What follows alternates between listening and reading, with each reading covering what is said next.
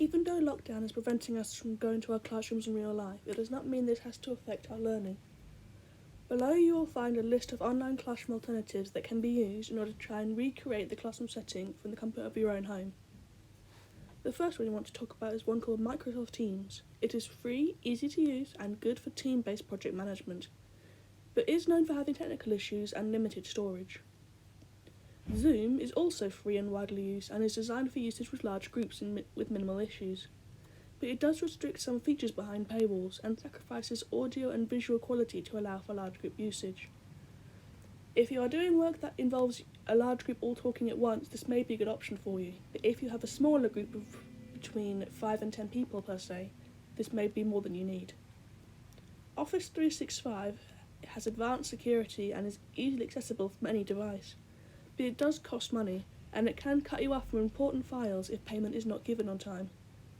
If you are working for a company who is able to give you a budget for it, or if the work you are doing is high security and very important, this may be a good option for you. But for regular classroom learning, this may be more than you need. Google Drive is free, easy to use, and is very easily accessible, as well as being very widely used and is already used in many classroom settings. But it does have limited storage if the free version is used, and it has had security issues in the past.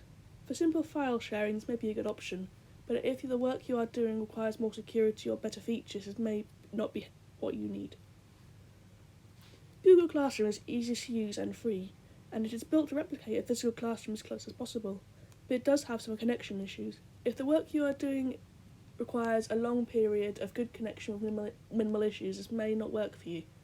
But if you're trying to recreate a classroom as accurately as possible, this may be the best bet you have. Sharepoint is very professional and has a wide variety of features and customization options, but it costs the most of all the options shown and can be confusing without a teaching period. It is mainly built for businesses or other groups that are working together to create a project with high security and high risk. So this may be more than you need for a teaching environment. However, if you're trying to do something that is very important and involves confidential information, this may be the best bet you have.